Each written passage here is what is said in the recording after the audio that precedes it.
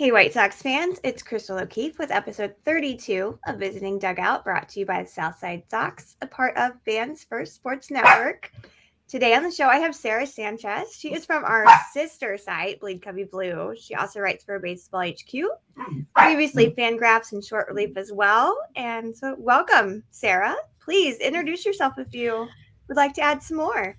No, you did a great job with the introductions. Thank you for having me. Excited to preview a Crosstown Classic with our White Sox friends. Yes, I know this is a fun one.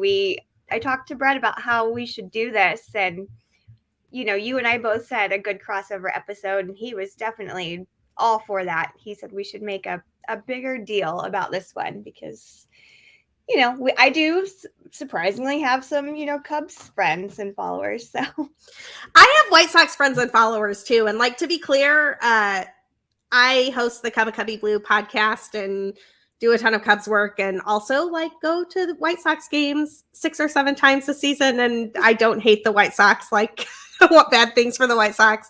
But the Crosstown Classic is definitely one of those times where everything collides and it gets kind of messy. So it's fun to do an all Chicago podcast, and we'll be releasing this on Cubbie Blue as well. Yeah, it'll be fun. I know. Just kind of from the start, I spent my wedding night in 2018 at a Crosstown Cup instead of having a reception. So love it. The best seats we could, and the Cubs ended up winning that one. So I sat there and watched Javi Baez right in front of me, hoisting that cup. And I was like, you know what? That's fine. I'm not bitter.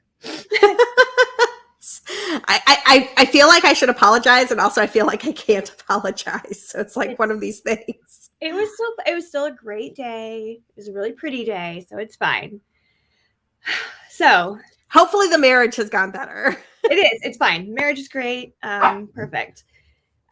So again, we are both in the 2 worst divisions of this entire league. I think about ways that both central leagues could just be dissolved into other leagues so that we don't look like the laughing stock of Major League Baseball.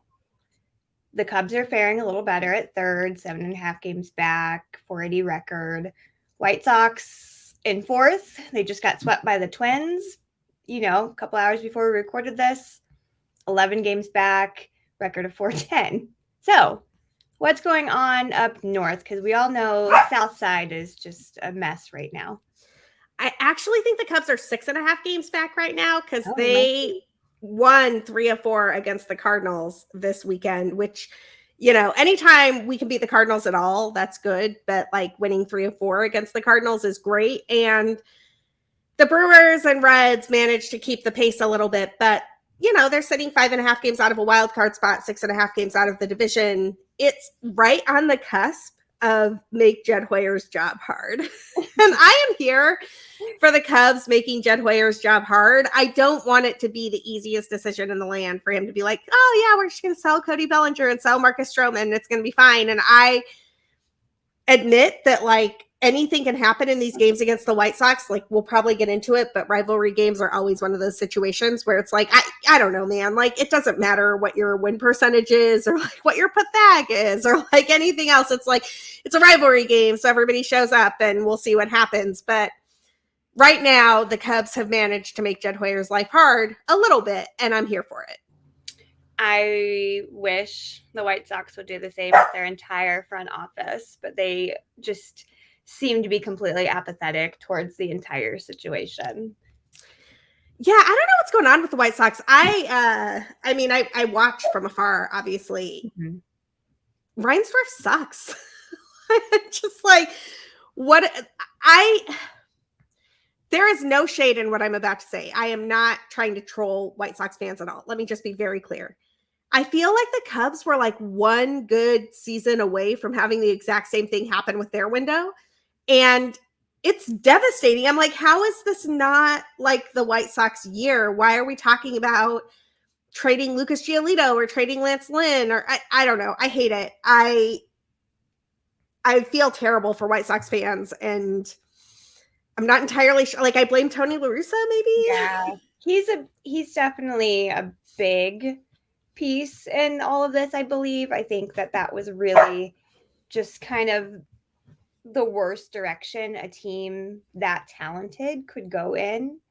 was hiring him, and that only has caused this like bad ripple effect of everything else just slowly but surely going completely downhill. So yeah, I think he's a big chunk of it. But again, there's nobody on the field that can really do anything right now. There is Luis Robert Jr. and then the 29-year-old rookie Zach Remillard. Like that's our team right now. So it's disappointing to say the least. It's not that much better on the north side, to be clear. No. And although we kind of have it even worse, I don't know if you watch a lot of basketball, but he owns the Bulls too. Yeah. So it's just like, well, two of my teams automatically are going to be really bad, and I never trust the Bears. So like, why do I watch any sports at this point? What even are Chicago sports at this point in time? It feels like we're pretending we're Milwaukee when we're the third largest media market in the country. Yeah. We have the Sky. WNBA is fun to watch at least. So there's that. That's my saving grace, I think, right now in liking any Chicago teams. But do you see the Cubs sitting any better by September? I think there's a chance that they try. And I mean there's like a lose one game more chance that they don't try, but like the Cubs they've won 3 in a row. They won 3 out of 4 against the Cardinals. They are just this side of, we're going to make you not sell at the deadline, and things could be interesting in September. So the thing with the Cubs, their schedule was much harder in the first half than the second half. They should theoretically be able to bank a ton of wins in the second half that they couldn't get in the first half. And that's what happened last season too, except last season at this point in time, they were out like 11 and a half games. So this season, they're out like 6.5 games. And it's like, I don't know. You look at 6.5 games, you look at the Reds, you look at the Brewers, they're both pretty flawed teams. Like, the Cubs could make a run and make things interesting. The Cubs are the only team in the NL Central with a positive run differential. And part of that is because they had weird bullpen shenanigans and the offense is better than you think it is. But it's like, I don't know, if you're the only team that can actually put more runs on the board than you allow, it seems like you should have a shot, particularly if your schedule gets easier. And so I have hopes that there could be competitive baseball on the north side of Chicago in September. And also, like, I don't know, it's like a 2 to 5% chance hope. No, I feel that. I was just talking to a friend. I was in New York for the Mets and White Sox series, and he lives in New York now. So he was like, I don't know if I should wear my Met stuff or if I should wear my White Sox stuff. And he said, I looked at FanGraphs recently, and the White Sox only had a 2% chance of even making it to a playoff game, whereas the Mets, it was like 13. So I had to wear the Mets instead. And I was like, that's the saddest number to hear as a team that had so much potential going into this. I mean, they've got some superstars on that team, and they just have decided not to care. Nobody cares on this team anymore, I think. But speaking of these players, I had to ask you, is Stroman going to still be a Cub in August or even, in the next few days? It's a really good question. I don't have a perfect answer for it. I'm actually trying to pull up the Cubs playoff odds as we're talking, just to see where they're at. I think they're under 30%, but probably over 2%. Marcus Stroman has a mutual option at the end of the season, and it's much lower than his value currently is. He has been one of the best pitchers in baseball. He can give you a quality start, it seems like, on a whim. Now, admittedly, I think that Stroman should think about the fact that part of that is because the Cubs have been very deliberate about putting a super good defense behind him. And so his pitch to contact style is playing really well. And he's overperforming his FIP considerably as a result of that. That's also true for Justin Steele. That's also true for Kyle Hendricks. The Cubs have really banked on this contact heavy, but defense plus approach. And when it works, it's great. And when it doesn't work, it's not great. The problem with not trading Stroman is that he can't get a qualifying offer. So there's no way for the Cubs, like if the Cubs don't trade him and they don't re-sign him, they don't turn him into anything. It's just a sunk cost. And Jed Hoyer doesn't seem like the type of guy who does sunk cost to me. At the same time, if the team is like 5.5, 4.5 games back with a weaker schedule, it's going to be really hard for him to look Cubs fans in the face and be like, yeah, we traded our best pitcher. And so I think there's a chance that Stroman stays a Cub. I would like them to extend him, frankly, like do another 3-year, $30 million a year type of deal and see what happens. I think with the defense they have right now on the north side of Chicago, Stroman's a great pitcher for them. And I like what he brings to this team. I mean, one of the things we talk about over on the Bleacher Bunch Network all the time is that this team feels kind of like a travel ball team. And the guys who make it feel less like a travel ball team, who like bring some fire and bring some like pizzazz to the team, like you want them to stay around. And I think Marcus Stroman has been great for the city of Chicago. I think he's been great for the Chicago Cubs. I would love to see him extended, and I don't trust Jed Hoyer to do it. Yeah, that's absolutely fair. I mean, I think White Sox fans are in that boat when they talk about trading really any of their good. Like, we have 3 decent pitchers right now, and all 3 of them have kind of been that trade rumor all this time, especially Lucas Giolito, who, again, he just dominated against the Twins, and they still lost in overtime. He had shut them out until Kendall Graveman came in. So it's really frustrating to see it. I get it. And they didn't want to pay Lucas earlier this year. They had to go, near arbitration to even get that deal settled. So, but we talked about him. And then I always like to know who the MVP is on your team right now. And I think I knew your answer before you listed it, but just so everyone else knows. I mean, it has to be Cody Bellinger right now, but it's very weird because Cody Bellinger's baseball savant numbers don't look all that great. If you compare what he did in his 2019 MVP season to what he's doing this year, it's a lot of blue this season. It was a lot of red that season. He's not barreling the ball really well. It's like actually a career low barrel rate. He's not hitting the ball particularly hard. It's a career low hard hit rate. What Cody Bellinger is doing this season for the Chicago Cubs is he is striking out at a career low rate, which is 16.6%, which is right in line with his career lowest rate when he was MVP Cody Bellinger. And he is fast enough that he is running out balls that would otherwise become outs and turning them into singles and doubles. So I say all of that to say, I'm not sure what I want the Cubs to do with Cody Bellinger. Like, he is killing it right now. And I love it when he comes up and he hits a bloop double and that turns into 3 runs. And I'm very happy about that.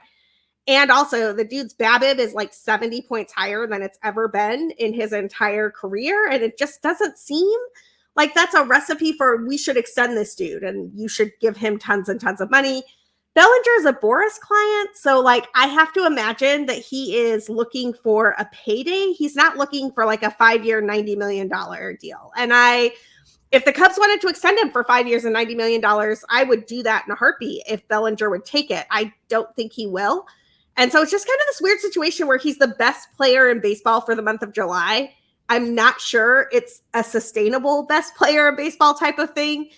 And I'm honestly not sure if the right move isn't to trade him, because I look at the underlying metrics. I'm like, dude, if you could get like a couple of 19-year-olds who have some plus anything in their arsenal for the dude who is like all blue on the StatCast page, maybe do it. I don't know.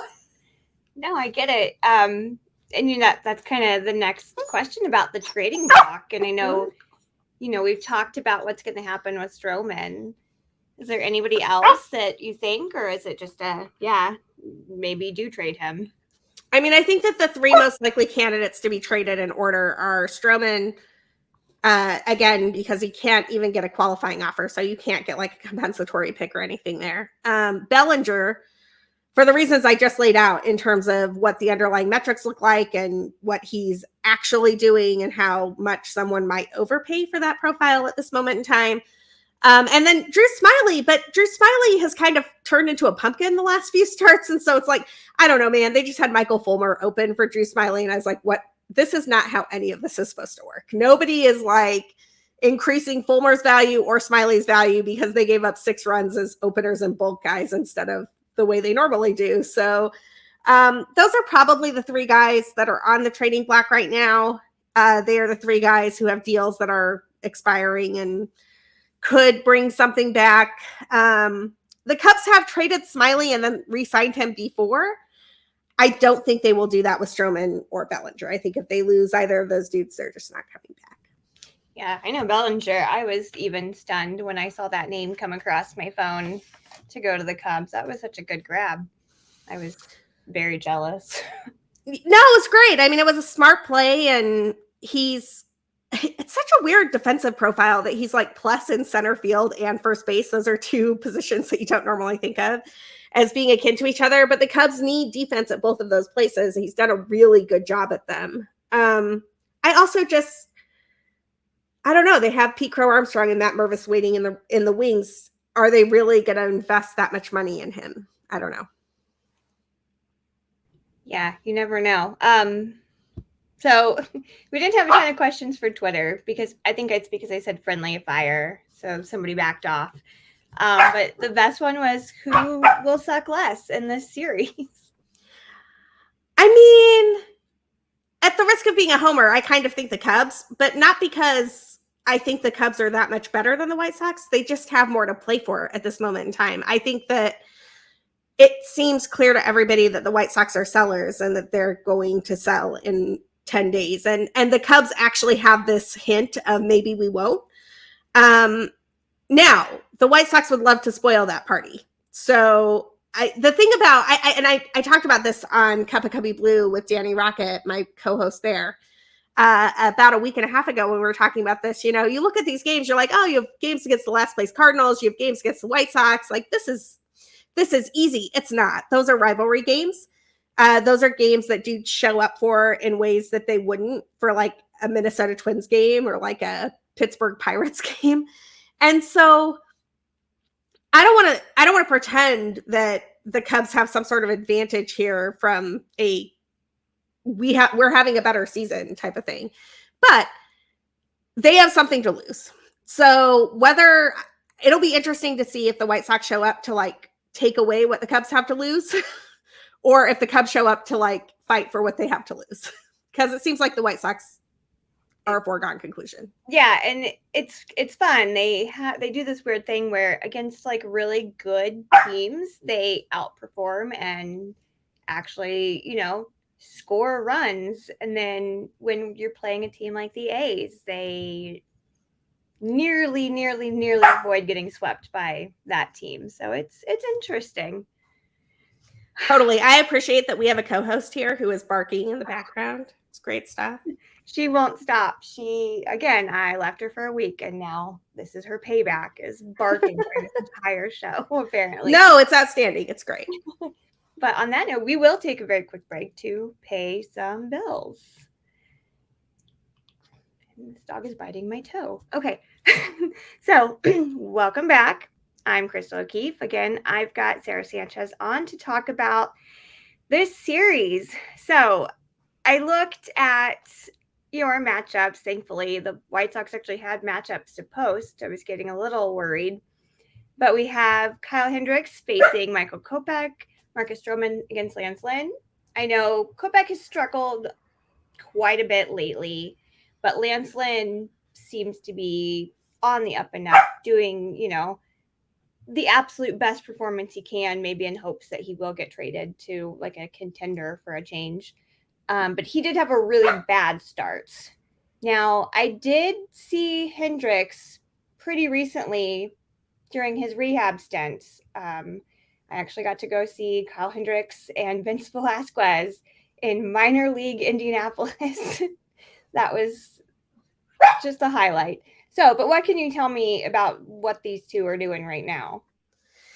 I mean, Kyle Hendricks looks like old Kyle Hendricks. And by that, I mean, Kyle, we spell it with a C when he's this dude. He has a 3.38 ERA, a FIP of 4.21. He's overperforming his FIP considerably because he has a great defense behind him. He doesn't strike out many guys. He's only got a 16.1% K rate, but he doesn't walk anybody either. He's only walking 3.8% of the batters that he faces. And he kind of looks like that dude. The changeup looks like a wiffle ball. he's not getting a ton of swings and misses on it, but he's getting a lot of weak contact on anything that he throws in the zone. And most of that weak contact is being gobbled up by Dansby Swanson or Nico Horner. And whenever Kyle Hendricks can do that, he is that guy. And so the only exception, I think it was against it was not the Yankees, it was somebody else, the Red Sox. Against the Red Sox, Kyle Hendricks, the Red Sox kind of teed off against him and hit 4 home runs in that game. And as far as I can tell, the only thing that was different that day was that it was a lot more humid and a lot hotter. And so those are balls that are probably long flyouts on a regular day, but because Kyle Hendricks happened to be throwing on like, oh my God, it's summer Wrigley Day, like those balls went out to the bleachers. And he got kind of demolished by the Red Sox. Prior to that, I think his ERA was in the 2s. So it's one of those situations where it's like, if the weather is reasonable and Kyle Hendricks is doing Kyle Hendricks things, you would expect him to have an ERA under 3, and you would expect him to be super efficient. And if the White Sox can get some home runs off of him, then he's going to struggle because you can't defend against home runs. Yeah, that's exactly how Michael Kopech is, actually. Great. If you start hitting kind of early on, that first inning is always a really scary one to watch with him, because that first inning is usually ultimately the deciding factor of the game. So if he gets razzled really early, he's going to be giving up hits, and it's going to be very ugly very soon. If he can stay cool, calm, and collected and not, walk a bunch of people or not give up a ton of hits, then I'm not worried about him. But yeah, I think that's a particularly fun and interesting matchup, because they do seem to be very similar. And I'm waiting for Michael to look like a vintage Hendricks, because I've been watching him for forever. He's been around forever. He's getting up there in baseball years. So, but then again, Stroman, I know we've talked about how he's great anyway, but what's he been up to? When his sinker is working, Marcus Stroman is really difficult to compete against. The way he puts it in his postgame is the sinker be sinking. And when that happens, it is unbelievable. Like, he's just a ground ball machine. He is getting a ground ball rate this season of 57.8%. His K rate is 21.1%. His walk rate is 9.2%. His ERA is 3.09, and that's actually risen a bit in a couple of starts where things have gone off the rails for him. Recently, he has already thrown more than 122 innings, and he has, I don't know if he's relinquished this yet or not, but he's been tied for the lead in quality starts in Major League Baseball for months. So it's one of those situations where it's like, if Stro is on and he is dealing, it's going to be a lot of ground ball outs, and he's going to look really good. And Stroman just doesn't care. He's got this attitude. I love watching him pitch. It's a ton of fun. I hope that this isn't the last time I see him pitch for the Cubs. Yeah, absolutely. I thought that today as Lucas was doing great. And I'm like, is this it? Is this the last time we see him in that uniform? And again, Lance is the same way. If Lance gets into a groove, he's going to be striking out. He very recently hit his, tied his career high of 16 strikeouts in a game. The White Sox still lost that game. That's a topic for another day on how they still managed to do that. But again, if he gets going, he's lethal, and those will be easy outs for him. And with that said, how do the Cubs take this series from the White Sox? It's a good question. They basically need to do what they did against the Cardinals. They need to rise above the rivalry stuff and not get drawn into Wilson Contreras antics or whatever's going on with Yasmani Grandal or Tim Anderson or whatever. They need to not play any of those games and just score runs when they're supposed to. So what they did against the Cardinals that was really great, if you watched the Cubs and cheer for the Cubs in these last few games, they just put runs together, right? Two guys are on, we're going to get a single. Two guys are on, we're going to get a double. We're going to run out the ball when there's an error. We're going to hit a home run when we need to. It was just a very compact and predictable style of baseball. It's not particularly exciting. It's fun. Don't get me wrong. I love it when the Cubs score 6 runs in an inning, but it's not the type of 6 runs that involve like a Javi bomb and a Wilson grand slam or anything like that. It's very kind of like station to station and mundane. And that's what they need to do to win this series against the White Sox. They can't get drawn into rivalry stuff. They can't get worried about bat flips or like we're going to hit somebody or like anything like that. It has to be just, we're going to walk and then we're going to get a hit. And then that guy's going to be on third. And, you know, one thing that the Cubs have done really well this year that is interesting, and I'm curious to see what will happen with the White Sox. Maybe you could answer this question for me. They have been a team that will steal bases when it seems like the opposition is not going to throw them out or when it seems like a pitcher's a little too slow to the plate. And I think that has put them in a really good position because it means they can turn a walk into a guy on second super fast. And having a runner on second with no outs versus having a runner on first with no outs is a pretty big deal. And that allows them to then score on a single as opposed to needing an extra base hit. And so I don't know how well the White Sox have been controlling the running game, but I would look for the Cubs to take advantage if the White Sox look like they're not controlling it. Yeah, they are, honestly, they have not been doing too bad if it comes to something so simple as like stealing a base. However, I know they are the 3rd worst in the American League for leaving runners on base. And I think that's kind of their biggest downfall is just they can't do a single thing with RISP. Like they struggle so much and they make really dumb mental errors. And sometimes their base running is atrocious. And I would like to slam my laptop down when I see this happen. But I'm like, no, I have to actually stay and watch this game, unfortunately. So I think they do fine if they actually do have that chance. And I know Jim Anderson, despite the big slump he's been in, can still steal a base. He's still great. And Andrew Benintendi, surprisingly, has been pretty good at stealing. So as long as they can continue stealing bases and not get thrown out or have a dumb running error, then they're good. But that does scare me a lot. I do appreciate what you said about the biggest threat on the Cubs right now. So why don't you talk about that? Yeah, I mean, the biggest threat to the Cubs right now is basically themselves. The Cardinals and Pirates aren't putting pressure on at the moment. I mean, both of those teams seem to be having kind of a disastrous season in different ways. The Pirates not being able to pull it together after a hot start. The Cardinals, I don't even know, man. Like they're in a PR nightmare. And frankly, like I'll be happy if the Cardinals stay in a PR nightmare forever. This is kind of fun for me to watch as a Cubs fan because the Cardinals have been perfect for the last 2 decades and watching them not be perfect is pretty fun. But the thing about the Cubs is they are probably the most fundamentally sound team in the NL Central. They are the only team with a positive run differential. They've got decent pitching. They've got really good defense. They're not flashy, but they can win games. The Reds don't have starting pitching. And even when they get their guys back off the IL, they're not going to have starting pitching. Don't get me wrong. Christian Encarnacion Strand and like Ellie De La Cruz and Matt McClain, those dudes are fun. They're amazing. Joey Votto rules. And the Reds have to score like 7+ runs a game to win without the pitching.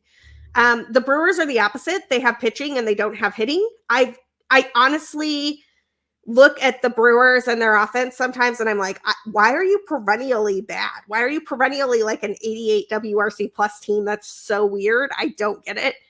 And so it kind of feels like the Cubs are better at both of those things than either of those teams, and they should just be able to kind of pull it together.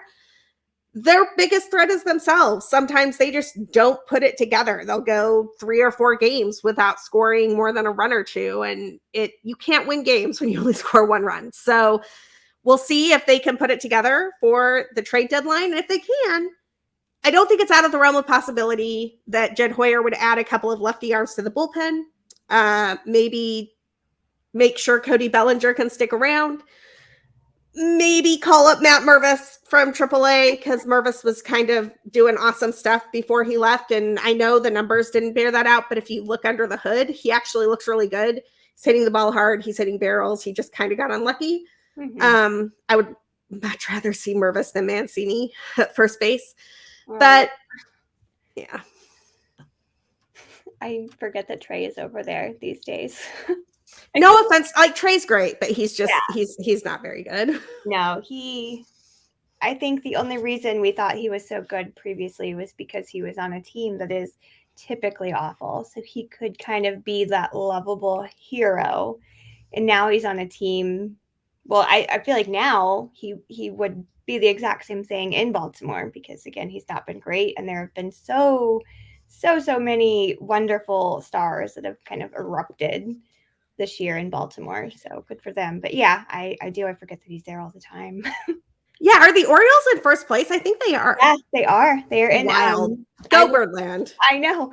I was actually in New York with Celeste, who is in Baltimore now. She's kind of adopted them as her other team. She's still, a sad White Sox fan, but she got the notification on her phone. I think we were out at dinner one night, and she was like, "Oh my gosh, the O's are actually in first place. They're actually a game over now. They've taken over the Rays." And I was like, "I am so happy for you, dear. This is the best news ever."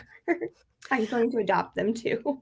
I do love the Orioles and Rays running that division. Like, let the small market teams take over from the big market teams. I'm here for it. All I want is a small market World Series at least once in the next 10 years. And it could happen this year. This could be the year. Yeah, it could be. Who knows? Is Chicago small market? We're not. Chicago is one of those places. No, this is a really tough question because Chicago is one of those places where it's no, you're a big market team. And also, your biggest contract in history is the Andrew Benintendi contract. And our biggest contract in history is the Jason Hayward contract. And neither of those are big market moves. No, those are terrible moves. No offense to Jason Hayward. I thought he was so much fun, but woof. Now that I think about it, that's really depressing. Yeah, it's unbelievable. Pay money, Chicago. Pay money, get stars. They punch above your weight. They are billionaires. They should be doling out more money, but nobody cares, apparently. Drives me nuts. Where are the orcas when we need them in Chicago? Seriously. Oh, wow. So it feels like we've talked about your biggest fear, the whole rivalry stuff. And I do agree. You do kind of get lost in that quite a bit during this team. And you've got, idiot fans on both sides that are doing stupid stuff in the bleachers. I was going to say over under on a fist fight. A fist fight always happens at the Crosstown Classic. You just want to not be in the section where it happens. Yeah, it's either there's a fight that breaks loose or a beer snake or a fight that breaks loose over said beer snake. So it's just really, you bet what inning it's going to be in at this point. I'm going with the 6th. It's good. You have more confidence than I do because I was going to say the 4th. I think you need that much alcohol first. True. And, we're kind of in this recession. People aren't spending as much. Inflation. Inflation is real. So maybe we can get 6th or 7th. If it's the 4th, I will totally owe you a beer. If it's the 6th, you owe me a beer. Yes, deal. That can be arranged. So we can break out of this because it'll be an interesting series. It always is an interesting series. But this is where I like to talk about the rest of baseball that might be more fun than the teams that we love for some reason. So again, this is where we go into, matchups for the World Series, underdogs, bad or pleasant surprises, kind of just whatever your thoughts are going on right now in the season. The two teams that I love, that I am just following kind of obsessively, I like the Marlins and I like the Reds. And I was actually really cranky. The Marlins swept the Cubs earlier this season in a series of 1-run games in Miami. And I was like, what is this? The Marlins are bad. And then a month later, the Marlins were in second place in the NL East. And I'm just I don't know what Kim Ng is doing. And I don't know how she knows that this would work. But she has this collection of very good starting pitchers, 17 second basemen and 2 guys who hit dingers in Jesus Sanchez and Jorge Soler. And that works somehow. And it works despite the fact that Jazz Chisholm Jr. has spent most of the season on the IL. And I'm just how does this work? I don't know why this works, but it's working. And you know what? That woman is the first woman to ever be the general manager for a team. And what she has done over there is kind of incredible. And I am old enough to remember when dudes were coming into my mentions in the offseason talking about how Kim Ng didn't trade enough pitchers and that was a terrible offseason for the Marlins. And they put themselves behind the 8 ball 5+ more years. I'm like, they're going to the playoffs. So like, bite me. Kim Eng rules, and she's incredible. Here for the Marlins. That's my first one. What about you? We love a successful woman. Like I said just previously, I am really all in right now on the Orioles and what they're going to do. But I will agree, the Marlins have been a lot of fun. I'm actually going to see them in September when I'm in DC for a wedding. So I'm excited to see what they're going to do there. But definitely the Orioles, and then the Rangers have been a really fun surprise, because I did not predict that last year, that they would go on this run, especially with yet another Jacob deGrom injury. Yeah, I totally agree with you on the Rangers. That's a great call out. And I like what the Rangers did, because they went out and spent money. They were like, we're going to spend like $500 million on Marcus Semien and Corey Seager and Jacob deGrom, and it's going to work. And one of those dudes is hurt right now, but the other dudes are doing great stuff, and it's totally working out for the Texas Rangers, and that's a great call out. The other team that I would add is doing something a little bit different than what the Marlins or the Rangers or the Orioles are doing. Maybe kind of like what the Orioles are doing. And that is the Cincinnati Reds, who, look, I get that they're a divisional foe of the Cubs, and I should probably like hate them or something, but I don't, because the only teams that I hate in the division are the Cardinals. And then I like kind of just, I have like mild disdain for the Brewers. Like, I don't hate them the same way I hate the Cardinals, but they like to pretend they're a rival, and that makes me think of them as a rival on occasion. The Reds are fun, man. Like, they have Matt McClain and they have Ellie De La Cruz. Ellie De La Cruz stole 3 bases on 2 pitches. It was the craziest shit that I have ever seen in my life. I don't actually know if I can say that on this podcast, so I apologize if I just made you bleep something, but it was incredible and it was amazing, and I want to see more of it. The man hits 116-mile-per-hour bombs, and he throws the ball like 99 miles an hour, and it's crazy and cool.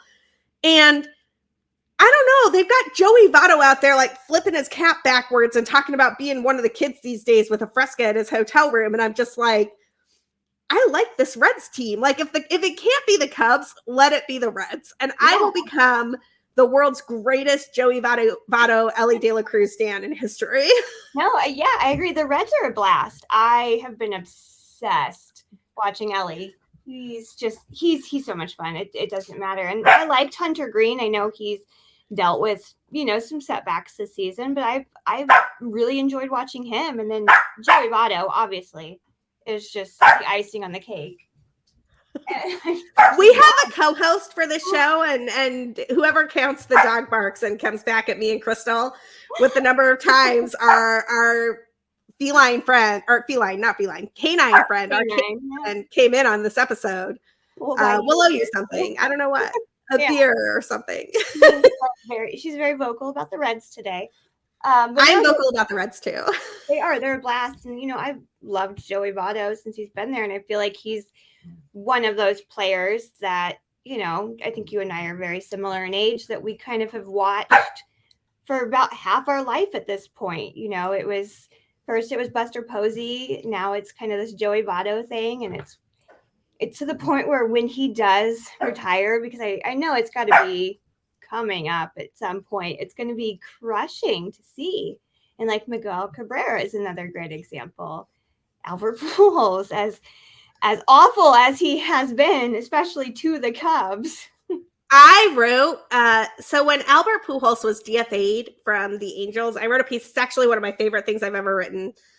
And it's called something like, Albert Pujols was the greatest Cardinal, or the greatest Cubs killer of our lifetime, or something like that. Like, I don't remember the exact title, but you can't be a Cubs fan who watched what Albert Pujols did against the Cubs over like a period of 15 years and not appreciate it. And it was actually before he got re-signed by the Cardinals. And I was literally just looking at the numbers and just like, the man had a WRC plus of something like 170 against the team over 15 years and like basically a full season. It's insane.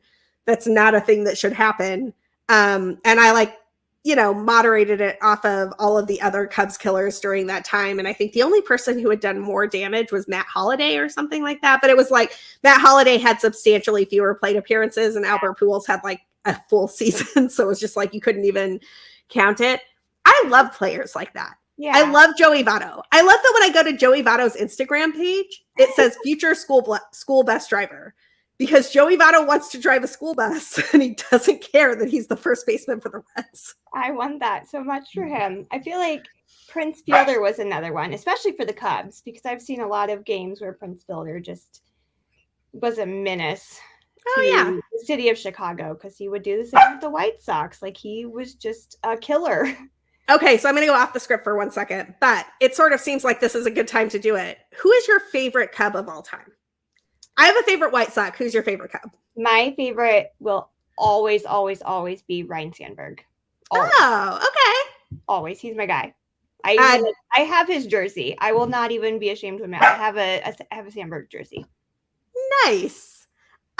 I'm a Jim Thome girl, and I loved everything Jim Thome ever did, whether it was with the Guardians or whether it was with the White Sox or whoever it was with. I was just like, that dude rules, and I can't not cheer for him. So his wife follows me on Twitter. No way. That's amazing. It's like his wife, and then Tyler and his brother, Tyler McGill, the McGill children. Oh, yeah.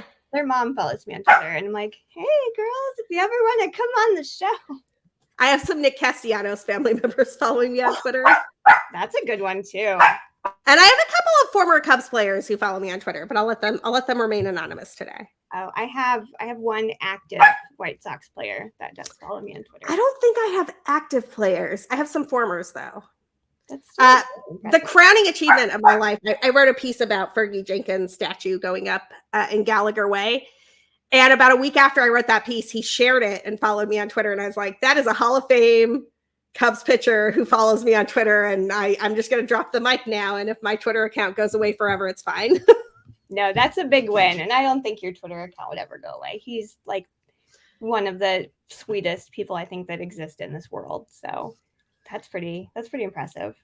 The Fergie is unbelievable. And I'm just going to challenge anyone who's listening to this show. Go look up the number of complete games that man threw. Mm-hmm. And it will blow your mind. He has more complete games than most pitchers have wins. It's unbelievable. And the reason that he says he did that is because his mom told him that you have to finish everything you start. And he was just like, well, I'm not coming out of this game. He took that personally when she said that. Literally. I take that when I'm watching a bad show on Netflix. I'm like, no, I have to finish this completely. I have to get through the bad episodes. I'm not about to go pitch complete games. But yeah, he's great. I mean, a lot of the older Cubs that I did watch growing up, because again, when I was younger, we only had Cubs games to watch where I was at. So, and most of my family watched them and like them. So I'm kind of the odd man out in my entire family who actually watches the White Sox. I mean, we've got a pretty diverse group in my family, but a majority of them are Cubs fans. Like, it's in my baby book about how I watch games with my Aunt Jill and how I can do the 7th inning stretch. And I'm like a year and a half old, but I grew up on a ton of those games. I grew up really close to her when she lived in Chicago too. So I was going to a lot of both games, like both teams, but she was also the one that kind of said, if a Chicago team is doing good, we, put aside our differences and we root for them. So like in 2005, she was happy that the White Sox won. So in 2016, for her, I was like, okay, awesome. You guys finally did it. So she kind of taught me that, we cheer for our own, even if it's not where our loyalties stand. I love that. And I grew up in Utah. Most of my family is Yankees fans. I just watched the Cubs all the time on WGN.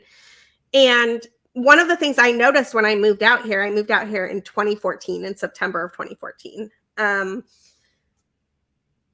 There's a rivalry, and the Crosstown Classic is intense, and, don't trash talk White Sox fans if you're a Cubs fan and vice versa. You're just running the risk of starting a fight and it's not worth it.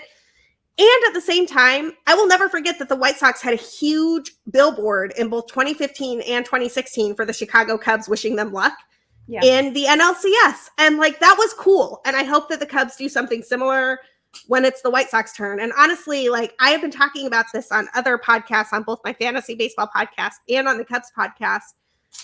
I would be heartbroken if I was where White Sox fans are right now. Like, Yeah. I truly feel like your window was wasted on this like Reinsdorf, Tony La Russa boondoggle. And I find that abhorrent. Like, I love Eloy Jimenez. I went to Eloy Jimenez bobblehead day. Like, I was furious that the Cubs traded him for Jose Quintana. No offense to Jose Quintana. Like, it worked out okay. But like, also, like, Eloy is great. I love Luis Robert. I love watching White Sox teams win when they're good. And I think that one of these days we are going to get a Crosstown World Series, and it's going to be incredible. And we're just going to show every other urban area what it looks like when Chicago does this, because we're going to do it real. Yeah, that's fun. I always kind of look at the Yankees and Mets because, you know, the Mets, they can be really disappointing, but those are two teams that like everybody knows. Everybody knows the New York teams, and everybody thinks they're going to make it every single year. But the Chicago teams, you're like, oh, okay. Like ESPN brushes the White Sox off as if like they're not actually even a team. So that would be a blast, and they would have to actually say nice things about the city of Chicago for a change. Which, can you imagine what Chicago would be like? I think I was 9 or 10 years old when the Oakland A's and the San Francisco Giants played against each other. And that series got overshadowed by an earthquake. And like, it shouldn't have been. But like, you know, you had the New York Yankees, New York Mets series in like the 90s, I want to say, maybe the late 80s. I don't remember, like, ish. Around there. Yeah. I can't remember the year. I remember it being around the same time. And Cubs and White Sox fans deserve this. We deserve a crosstown series. So I don't think it's probably going to happen in the next 5 years, maybe not in the next 10 years, but at some point in our lives, I hope it happens. And I'll have you on Cup of Cubbie Blue to talk about it. Yes, it'll happen once Reinsdorf, you know, leaves this earth. Maybe the Ricketts either die off or sell. We'll have to, that'll be to be determined on what's going to happen to get us there. But once those things do fall into place, it could happen. One of these days. We'll see. But yeah, that would be a blast. Like that's what I do love about these, you know, classics, because it does kind of bring the city together. And more often than not, fans are both civil. They're respectful. I mean, it's, again, the Cubs and Brewers, or the Cubs and Cardinals, have a way more like bitter rivalry. I know, especially with the Brewers and the whole Wrigley North, and then the Brewers like saying, no, we're not going to sell tickets to the city of Chicago. If you've got like a Chicago area code, you're not getting tickets. So I know those are, you know, clearly a lot more bitter and a little bit more meaningful, seeing as, you know, how you have to share that division with them. But that's what I love about, you know, this series is you have a ton of people just really passionate about Chicago and about baseball, and they're in one big room and just, you know, playful taunting back and forth, because that's the way it should be. I mean, the fights are funny, but playful taunting and just enjoying baseball and the city you love is, I think, what really sells it. I mean, the fights are funny as long as you can avoid them, which I've been able to do thus far at all of the Crosstown Classic games that I've gone to. Crystal, I'm curious. I have a question for you. What is your favorite thing about Cubs games? Like a game at Wrigley Field, what's your favorite thing? I mean, I will say, as much as I kind of will trash talk it because that's who I am, it is so historic and fun. And like, I went to the ring ceremony after they won the series that year. I was freezing, but I went there because I was happy that it was happening. You know, it'd been forever. And that was such a fun experience because it was so, like, you could just tell it was just so emotional in there because these fans had been waiting, you know, their entire life, probably. You know, I don't care about like 10 and under group, but you know, the people my age and up had been waiting for so long for it to happen. And it was just such a like fun, powerful experience of all these people that are just like bonded over this one team. And that's what I will give Cubs fans. Like, they are so tolerant of this team, bad or good. You know, they got the nickname Lovable Losers for the longest time because they could be so bad, but you are still going to have fans just piling into Wrigley at 1:00 on a Thursday and just not caring because, you know, you guys just love your team so much. So that commitment alone is what I kind of do love about Wrigley. Also, you guys throw the best Chris Kindle Mart ever. That is the one we go to every single year. We took the kids just this past Christmas, and we went into like the Gallagher Way experience, where you do get to go out in the field, and there are all these like fun games and rides, and little chalets you can rent, and it was just like this really fun experience. We'd never went into that part before. So you guys do the best one. It's always fun there, but you guys do it right, and the new remodel has been really nice. I appreciate that. Let me share a couple of things I love about White Sox games and Sox Park, which I refuse to call Guaranteed Rate Stadium. Exactly. Like, no, we're not doing that. Like, keep calling it the Cell. That was a great name. Yeah.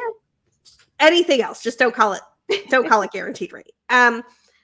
I love the food at Guaranteed Rate, and I love the tailgating atmosphere before the games. It's something that Wrigley doesn't do very well, which is funny because like the whole neighborhood is like a pub crawl, but like you don't get that same sort of like, I'm just going to bring a cooler and some beer and we're going to hang out here and just like party until we go in. And I love the tailgating atmosphere on the South Side. I always get to South Side games early, and I bring like a tall boy with me so that I can hang out and just kind of like meander around the parking lot and do the thing. But I also really appreciate that there's better food on the South Side of Chicago. Like, it's just true. There's tamales in the ballpark. There's elotes in the ballpark. I can get salt for my beer. There's like a whole like there's a whole area where I can get limes for my beer, and they don't even ask. They're just like, oh yeah, you want a lime with that? And I'm like, I do, and I love you for it. I feel like Wrigley kind of sits on its laurels a little bit, and they're like, nobody cares if we have anything other than Goose Island and Old Style and Bud Light. And I get it. You have a historic ballpark, so you don't need to go out and like find the craft beer. And also, when I go to White Sox games, there's a craft beer cave that I can go get like any beer from the city of Chicago, which is a great beer city. And I can get whatever I want. Yeah. Like 200 beers at all times down there. It's wild. It's amazing. So I think that there's good things on both sides of town. There are, definitely. And the bars are fun on the north side too. I'm down there a lot for the Metro anyway, because I, am a big, punk girly, go to a lot of shows. So the whole atmosphere around there is really neat. And the bars are just a little bit better over there. But yeah, they both have really special qualities that kind of make them their own. I know if anybody will come up and say, hey, what is there to do in Chicago? What do you recommend? Like, I'm still going to recommend a Cubs game if you have not been to a Cubs game, because of how historic that whole stadium is. It's still worthwhile to do. And again, everyone knows the Cubs. I've joked about this very recently on the Mets episode, where you're always going to see somebody in a Cubs jersey, no matter what stadium you're at. The Cubs are not playing, and you're in Pittsburgh, and you're going to see someone with like a random Javi Baez jersey. Just out of like, I'm like, hey, one, he's not on the Cubs. Two, this is a Pirates-Reds game. What are you doing? But you're going to see somebody in the Cubs jersey because everybody knows them. And that's where everyone from out of town is going to go. He's still on my wall. Him and Wilson Contreras forever. I'll never forgive Jed Hoyer for that. No, this is just Chicago being better than the rest. Like, I don't get the feeling that there's that type of acknowledgement and love between Yankees and Mets fans. And I just think that's because we get it. Yeah. I was actually at Wilson's very first game when he got the call up and hit his very first home run. It was on my birthday because they were playing the Pirates, and I had to go see Andrew McCutcheon because Poppy. But yeah, I was there. His very first at bat, hit that home run. And I still have my husband found the trading card for me that kind of had this first home run. And he was like, you should have it. It's your birthday after all. So I do have that in my collection. But woe unto the person who tries to challenge Wilson with a fastball, like first pitch fastball. Wilson Contreras is going to murder that. So yeah, I don't even remember who was pitching that game for the Pirates. I just remember it happening, and I was like, oh my gosh. And then I feel like that same game, it was like a back-to-back Rizzo Bryant home run. It was a pretty wild game. Maybe. I just know that Wilson hit his first pitch in Major League Baseball to dead center. Mm-hmm. And then he hit his first pitch in the All-Star game to like center left. And it was like, I'm just like, that dude is sitting fastball on that first pitch. And if you give him a chance to murder a fastball, he's going to do it. He will. That's fun. All right. Well, if you have any other things, obviously, because like I said, we're going to cross post this. So if you have anything else, here's your chance. No, you can find me at BCB_Sara, no H on the Sara. You can find our Cubs podcast at Cup of Cubbie Blue. We are the Bleacher Bunch Network on Fans First Sports Network, the island of misfit toys that Fans First Sports Network has rescued from the SB Nation clutches. And yeah, if you like Cubs stuff, check us out. We're here series by series doing all the things that you want to know for the Cubs, but it's always good doing a White Sox crossover episode. And I hope it's a great series, like regardless of anything. I hope all of us feel great at the end of it. Hey, Moncada might be back, so we'll see. Although they said, if he's back, we'll put Jake Berger at second. So this could be disastrous. We will find out very soon. This is like when the Cubs are like, Nick Madrigal can play third. I'm like, I don't think you understand what Nick Madrigal does.